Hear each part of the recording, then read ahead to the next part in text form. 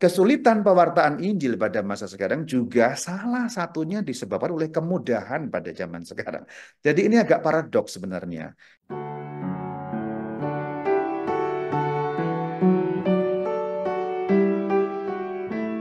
Semoga Maria menjadi bintang evangelisasi, bintang pewartaan Injil yang selalu diperbarui, yang harus dimajukan oleh gereja dan seterusnya.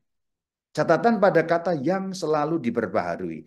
Yang selalu diperbaharui itu bukan bintang evangelisasinya atau bukan Marianya, tetapi evangelisasinya. Maksudnya begitu. Yang harus selalu diperbaharui dalam kalimat ini adalah cara pewartaan Injilnya, yaitu pewartaan Injil yang selalu diperbaharui, yaitu pewartaan Injil yang harus dimajukan oleh gereja, yaitu pewartaan Injil yang harus dilaksanakan oleh gereja. Kenapa? Karena gereja taat kepada perintah Tuhan. Lebih-lebih pada masa-masa sekarang ini yang sulit, tetapi penuh harapan. Ada tiga hal yang disebut di sini terkait dengan pewartaan Injil, yaitu selalu diperbaharui. Nomor dua, selalu dimajukan oleh gereja. Nomor tiga, dilaksanakan oleh gereja. Kenapa? Kalimat lanjutannya, karena taat kepada perintah Tuhan. Amanat untuk mewartakan Injil. Jadi gereja kalau tidak mewartakan Injil, maka tidak taat kepada perintah Tuhan. Lalu Bapak Suci Paulus ke-6 menyebut pada masa-masa sekarang yang sulit. Rupanya tahun 1975 itu dipandang sebagai masa-masa yang sulit oleh Bapak Suci Paulus ke-6. Tetapi dikatakan penuh harapan. Sulit tapi penuh harapan. Ini suatu dinamika kehidupan. Hidup itu memang sulit kalau kita terapkan pada kehidupan pribadi kita. Ya tentu hidup itu sulit tapi penuh harapan. Dan hanya orang yang masih punya harapan bisa menemukan makna pada hidupnya. Kalau orang bisa tahu makna tentang hidupnya, maka orang bisa bergerak lebih lanjut untuk memenuhi dengan sukacita hidupnya. Itulah yang dimaksud sebagai sulit tapi penuh harapan. Rupa-rupanya Bapak Suci Paulus ke-6 sudah melihat keadaan sulit tidak hanya pada zaman-zaman ke depan, tapi pada masa lalu. Kalau kita lihat dari zaman sekarang, 1975 itu sudah sekian puluh tahun yang lalu, beliau sudah melihat masa yang begitu sulit. Apakah 2024-an atau 2025 dan seterusnya juga masa yang sulit? Ya, sulit sekali. Kesulitan pada masa sekarang juga lebih-lebih karena kemudahan pada zaman sekarang. Oke, kita melebar sedikit ya. Kesulitan pewartaan Injil pada masa sekarang juga salah satunya disebabkan oleh kemudahan pada zaman sekarang. Jadi ini agak paradoks sebenarnya. Zaman sekarang lebih mudah daripada zaman dulu, tapi zaman sekarang tidak lebih mudah dari zaman dulu. Kalau kita bergerak dalam bidang pewartaan Injil di medsos misalnya, tidak lebih mudah. Alatnya memudahkan kita, tapi situasinya tidak lebih mudah. Lu kan jadi lebih mudah, Rama. Rama dengan YouTube, dengan apa, dengan Zoom, dengan segala macam kita bisa menjangkau tempat-tempat yang jauh. Tadi disebut mana tadi dari mana-mana, bahkan dari Timika, Papua ada. Lebih gampang kan, Rama? Iya, itunya. Fasilitas, facilite, mudah, kemudahan. Memang memudahkan. Tapi masa ini itu tidak lebih mudah. Kalau Anda lihat medsos, itu segala macam informasi dan disinformasi bertumpuk menjadi satu.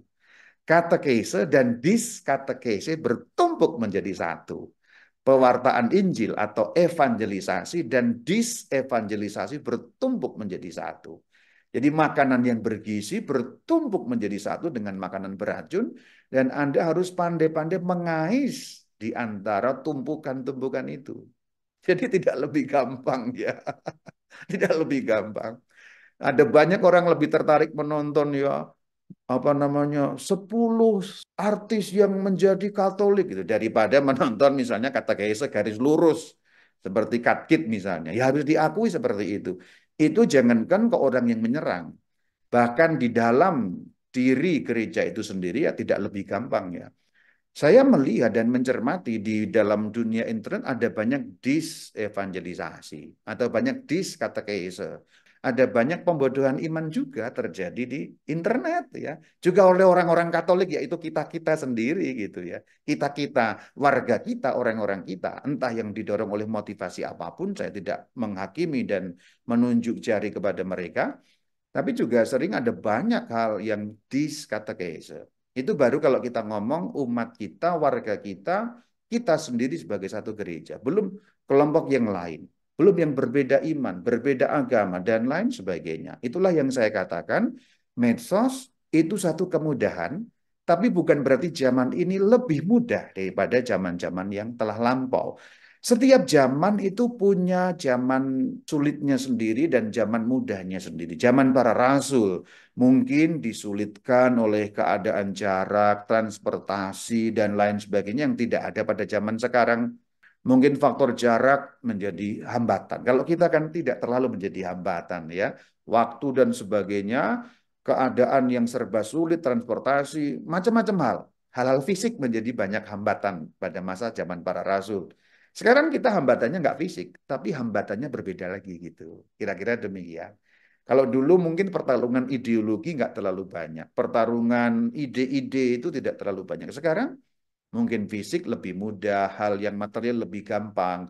Tetapi pertarungan ide, pertarungan ideologi itu di udara kenceng sekali ya, kenceng sekali dalam arti ya kita di medsos itu pertarungan segala macam menjadi satu tadi yang saya katakan spektrum antara makanan bergizi sampai makanan yang beracun. Itu problem evangelisasi pada zaman sekarang. Jadi kalau kita merasa sekarang lebih mudah, anda barangkali belum terlalu masuk dalam dunia medsos sehingga merasa lebih gampang. Bahkan orang menemukan katekes yang bermutu, saya katakan bermutu ya. Bermutu itu maksudnya adalah yang betul-betul menyampaikan suara gereja, bukan seperti infotainment ya. Kalau seperti infotainment ada banyak sekali di medsos itu. Jadi inilah gereja apa, inilah peninggalan Tuhan Yesus di dunia yang masih ada.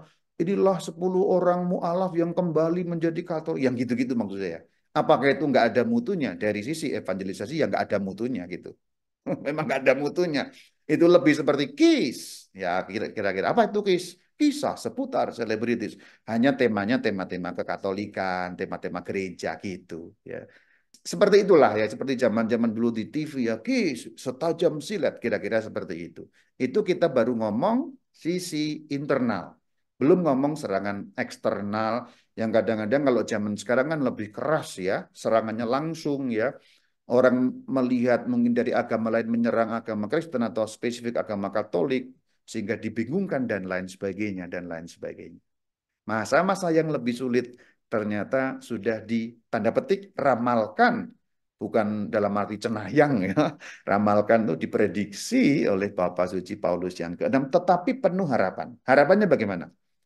Kita kontekskan ke zaman sekarang. Ya harapannya medsos misalnya, saya bicara di rumah begini, kalau nanti kemudian diedit oleh admin atau oleh editor, disebarkan di grup cut kita atau disebarkan di channel, itu menjangkau jauh lebih banyak orang, bukan? Contohnya ini sekarang saya bicara dengan 70-an sekian orang ya, nggak sampai 100. Puji Tuhan nggak sampai 100 Pak Firdi. Kalau sampai 100 itu biasanya terus nanti kita nggak bisa tidur karena WhatsApp admin dihujani oleh protes. Oke, kita lanjutkan. Penuh harapannya apa ya? Sekarang 70-an orang, tapi ini direkam dan nanti diedit oleh editor. Editor setelah siap diupload ya. Nanti diupload sehingga yang nonton 1.000 orang itu pasti kok. Nah, gitu loh maksudnya. Penuh harapan tuh gitu.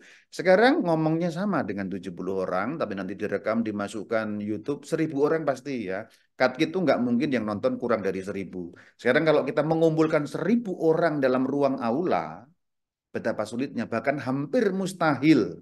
Pernah nggak bikin acara di aula parokimu yang hadir 500 orang saja, Pak? Kayaknya seperti Mission Impossible ya Pak ya. Mission Iya, Impossible ya.